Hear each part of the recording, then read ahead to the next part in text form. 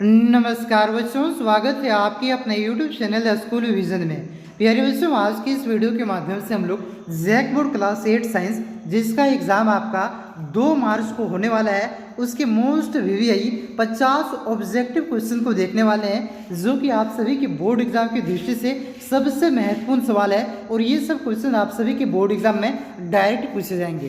तो वीडियो पे आप लोग अंत तक बने रहें, और इस चैनल पे पहली बार आए हैं तो चैनल को सब्सक्राइब करके बेल आइकन को प्रेस जरूर कर लीजिएगा, क्योंकि इस चैनल के माध्यम से आपका आगे आने वाला जो भी सब्जेक्ट है उसका भी आपको कंप्लीट तैयारी करवाई जाएगी। ठीक है, वैसे तो आपका सभी सब्जेक्ट का एग्जाम एक ही दिन होगा, लेकिन अभी से ही आपको तैयारी करवाई जा रही है ताकि आप लोगों की तैयारी बेहतर हो जाए और आप लोग एग्जाम में गर्दा मचा करके आए। ठीक है, तो चलिए शुरू करते हैं। और ये जो आपका साइंस की क्लास है बच्चों, ये आपके साइंस टीचर राहुल सर लेने वाले हैं। तो राहुल सर को आप लोग सपोर्ट कीजिएगा, एक भी क्वेश्चन को आपको स्किप नहीं करना है। क्या पता चले कि जिस क्वेश्चन को आप स्किप कर रहे हैं वही क्वेश्चन आपके बोर्ड एग्जाम में आ जाए। ठीक है, तो एक भी क्वेश्चन को स्किप नहीं करना है। वीडियो को फास्ट करके देख लीजिए, लेकिन क्वेश्चन को स्किप आपको नहीं करना है। ठीक है, तो चलिए शुरू करते हैं और एक एक करके सारे क्वेश्चन को आप हम लोग देखते हुए चलते हैं। तो लीजिए राहुल सर, स्टार्ट कीजिए। पहला क्वेश्चन है, भारत में प्रोजेक्ट टाइगर शुरू किया गया। भारत में प्रोजेक्ट टाइगर कब शुरू किया गया? तो इसका सही आंसर होगा 1972-73 में। कब सही होगा? ऑप्शन नंबर बी, 1972-73 में। अगला क्वेश्चन है, सर्वप्रथम कोशिका की खोज किसने की? तो मेरे प्यारे बच्चों, सर्वप्रथम कोशिका की खोज रॉबर्ट हुक ने की, जो कि आपने पढ़ा होगा। रॉबर्ट हुक इसका सही आंसर होगा। इसके आगे क्वेश्चन नंबर 3। क्वेश्चन नंबर 3 आपका है, एक मुलायम धातु जिसे चाकू से काटा जा सकता है। तो इसका सही आंसर क्या होगा मेरे प्यारे बच्चों? इसका सही आंसर होगा सोडियम। सोडियम को आप चाकू से काट सकते हैं। अगला क्वेश्चन है कि निम्न में से कौन सी ऐसी धातु है जिसके विद्युत लेपन के द्वारा किसी वस्तु की चमक को बढ़ाया जा सकता है? तो इसका सही आंसर कौन सा होगा? क्रोमियम। क्रोमियम इसका सही आंसर होगा मेरे प्यारे बच्चों। 4 नंबर का क्या होगा? क्रोमियम। आप लोग भी अपना आंसर को एक कॉपी में लिखते चलेंगे और लास्ट में मिलाएंगे। संचरणीय रोग का सबसे मुख्य कारक कौन सा है? मतलब जिससे रोग फैलता है उसका मुख्य कारक क्या है? तो इसका सही आंसर होगा घरेलू मक्खी। घरेलू मक्खी के कारण रोग ज़्यादातर फैलता है। अगला है क्वेश्चन नंबर 6। निम्न में से कौन सा जंतु जरायुज है? कौन सा जंतु जरायुज है? क्वेश्चन नंबर 6, इसका सही आंसर क्या होगा? मनुष्य। मनुष्य कैसा जंतु है? जरायुज जंतु है। अगला है क्वेश्चन नंबर 7। क्वेश्चन नंबर 7 में है, शुष्क मौसम में बालों में कंघी करने पर वह बिखर जाता है, इसके लिए कौन सा बल उत्तरदायी है? शुष्क बाल मतलब जो सूखा हुआ मौसम है उसमें बालों में कंघी करने पर बाल बिखर जाते हैं, इसके लिए उत्तरदायी कारक कौन सा होगा? तो इसका उत्तरदायी कारक कौन सा होगा? स्थिर विद्युत बल। कौन सा होगा मेरे प्यारे बच्चों? इलेक्ट्रोस्टिक फोर्स, जिसको हम लोग बोलते हैं स्थिर विद्युत बल। अगला है क्वेश्चन नंबर 8। निम्नलिखित में से किस ईंधन का उष्मीय मान सबसे अधिक होता है? तो किसका उष्मीय मान सबसे अधिक होता है? मतलब जो तुरंत जल जाता है उसका उष्मीय मान अधिक होता है। तो इसका सही आंसर क्या होगा? हाइड्रोजन।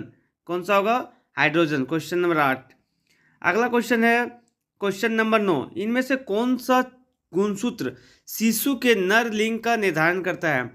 तो जैसा कि आप जानते हैं, इसका नर लिंग का निर्धारण कौन कौन करता है? तो एक्स और वाई गुणसूत्र दोनों मिलते हैं तो क्या होता है? नर लिंग का निर्धारण होता है। आगे क्वेश्चन नंबर 10 देखेंगे हम लोग।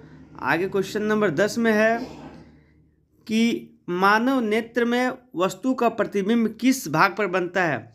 तो ये सिंपल सा क्वेश्चन है, ये आप लोग जानते होंगे। इसका आंसर होगा रेटिना। क्या होगा? रेटिना। अगला क्वेश्चन है 11। खरीफ फसल का उदाहरण है। क्वेश्चन नंबर 11, खरीफ फसल का उदाहरण क्या है? तो खरीफ फसल का उदाहरण है धान। ठीक है। अगला क्वेश्चन है क्वेश्चन नंबर 12। सौर परिवार में कितने ग्रह हैं? सौर परिवार में टोटल 8 ग्रह हैं। वर्तमान में कितने ग्रह हैं दोस्तों? 8 ग्रह हैं मेरे प्यारे बच्चों। अगला क्वेश्चन है क्वेश्चन नंबर 13। क्वेश्चन नंबर 13 है, घर्षण हमेशा क्या होता है?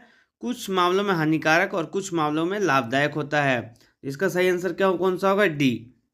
अगला है क्वेश्चन नंबर 14। क्वेश्चन नंबर 14 है, पैरासूट बनाने में किस रेशे का उपयोग होता है? पैरासूट जो बनाया जाता है उसमें किस रेशे का उपयोग होता है? तो इसमें नायलॉन, जिसको हम लोग नायलॉन बोलते हैं, वही नायलॉन रेशा होता है। अगला है मानव के कानों के लिए श्रव्यता प्रास है।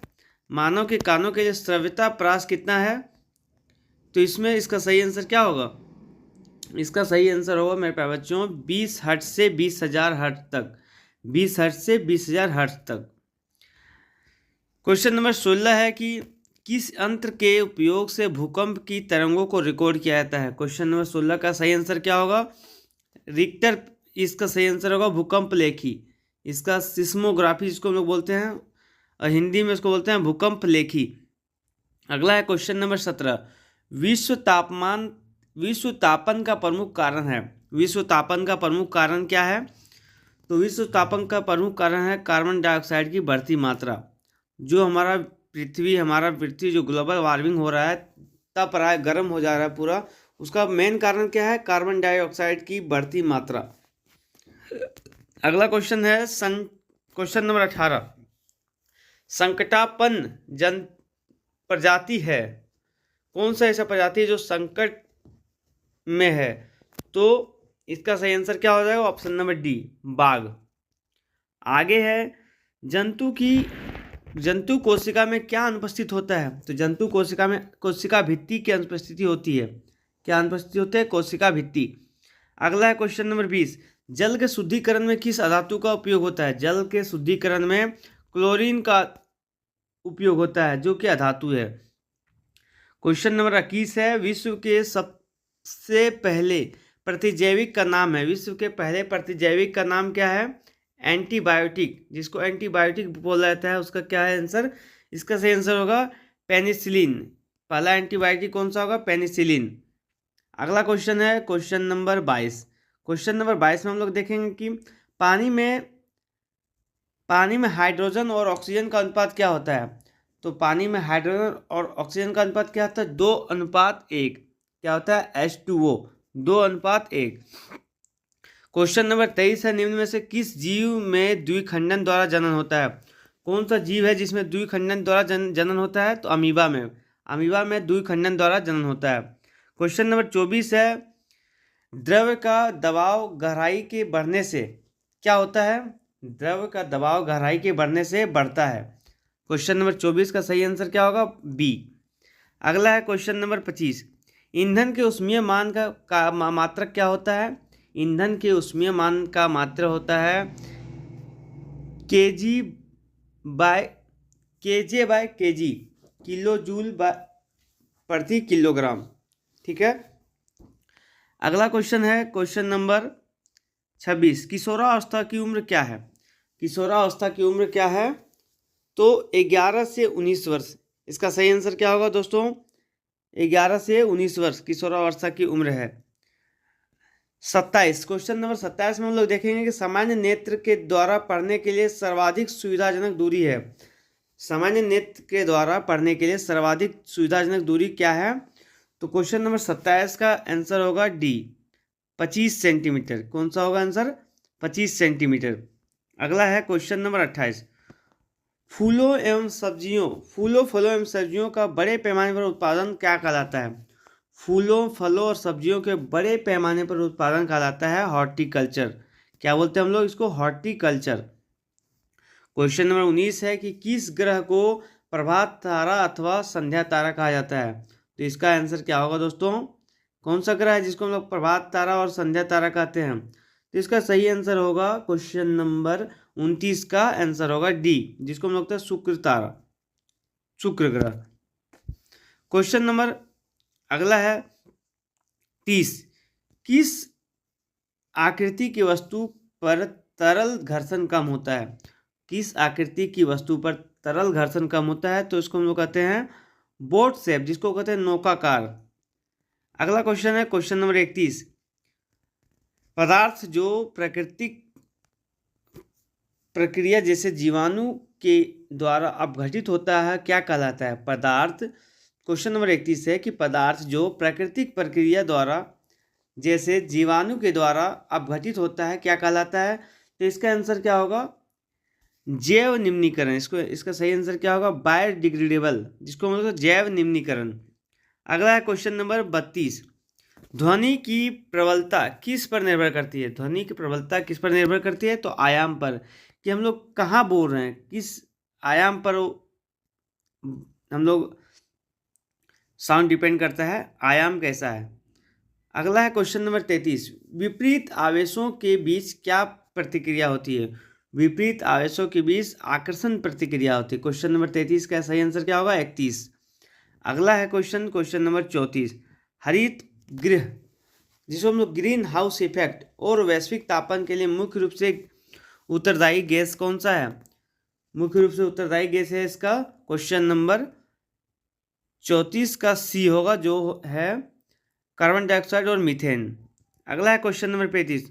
वह पुस्तक जिसमें सभी संकटापन्न प्रजाति का रिकॉर्ड रखा जाता है उसको क्या बोलते हैं हम लोग?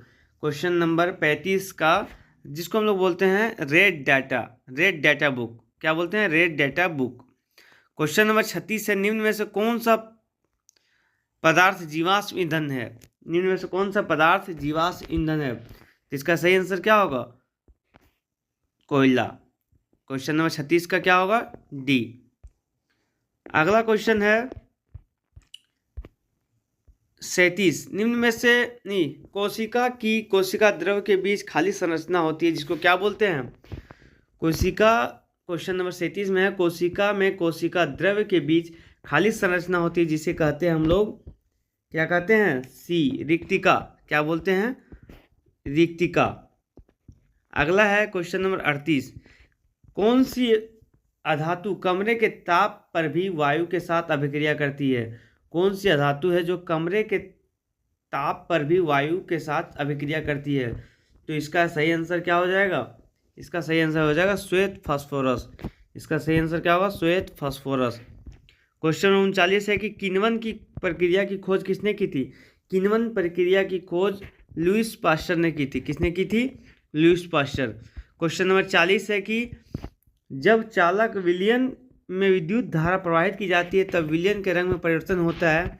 यह संकेत करता है, यह किस चीज़ का संकेत करता है? विद्युत धारा के रासायनिक प्रभाव का। ये क्या चीज़ का संकेत करता है? विद्युत धारा के रासायनिक प्रभाव का। अगला क्वेश्चन है क्वेश्चन नंबर, पहले हम लोग क्वेश्चन नंबर 42 देख लेते हैं। क्वेश्चन नंबर 42 है कि तरल है, तरल क्या है? तरल क्या है? तो क्वेश्चन नंबर 42 का सही आंसर होगा द्रव और गैस दोनों। तरल क्या है? द्रव और गैस दोनों। क्वेश्चन नंबर 43 देखते हैं। क्वेश्चन नंबर 43 में पूछता है कि विद्युत उपकरणों में लगी आग बुझाने के लिए सबसे अच्छा अग्निशामक कौन सा है? विद्युत उपकरण में यदि आग लग जाए तो सबसे अच्छा बुझाने का अग्निशामक क्या है? तो इसका सही आंसर होगा कार्बन डाइऑक्साइड। इसका सही आंसर होगा कार्बन डाइऑक्साइड। अगला है क्वेश्चन नंबर 44। लड़कों के गले के सामने उभरा हुआ भाग क्या कहलाता है? लड़के के गले के सामने उभरा हुआ भाग क्या कहलाता है? इसका सही आंसर होगा कंठमणि। इसका सही आंसर क्या हो जाएगा? कंठमणि। 44 का ये। 45 में है श्वेत प्रकाश, जिसको सूर्य के प्रकाश में कितने रंग होते हैं? श्वेत प्रकाश में कितने रंग होते हैं? तो 7 रंग होते हैं। बेनी यहाँ पीनाला, जिसको हम लोग बोलते हैं। 46 क्वेश्चन है कि 46वां क्वेश्चन, एक स्थान पर एक ही प्रकार के बड़ी मात्रा में उगाए गए पौधों को क्या कहते हैं? एक ही स्थान पर बड़ी मात्रा में उगाए गए पौधों को क्या बोलते हैं हम लोग? तो इसको बोलते हैं फसल। क्या बोलते हैं? फसल, जिसको इंग्लिश में बोलते हैं क्रॉप। अगला है क्वेश्चन नंबर 47। खगोलीय पिंडों के बीच की दूरी को किस इकाई से मापा जाता है? खगोलीय पिंडों के बीच की दूरी को किस इकाई में मापा जाता है? तो इसका सही आंसर होगा सी, प्रकाश वर्ष। इसका सही आंसर क्या हो जाएगा? Light year. अगला है क्वेश्चन नंबर 48। घर्षण चिकने सतहों की अपेक्षा रुखड़े सतहों पर क्या होता है? क्वेश्चन नंबर 48 का सही आंसर क्या होगा? अधिक होता है। क्वेश्चन नंबर 48 का ये। क्वेश्चन नंबर 49 है। निम्न में से कौन प्राकृतिक बहुलक है? 49 का सही आंसर क्या होगा? तो सेल्यूलोस। सेल्यूलोस क्या है? प्राकृतिक बहुलक। और अंतिम क्वेश्चन नंबर 50 है क्वेश्चन नंबर 50 जो है ये है कि जो ध्वनि सुनने में अप्रिय लगती है उसको क्या कहते हैं? जो ध्वनि सुनने में अप्रिय लगती है उसको क्या बोलते हैं हम लोग? शोर। क्या बोलते हैं? शोर।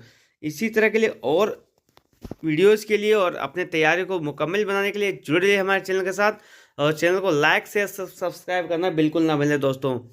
तो आज के लिए इतना ही। अगले वीडियो में फिर से आते हैं अलग चैप्टर और अलग विषय के साथ। धन्यवाद।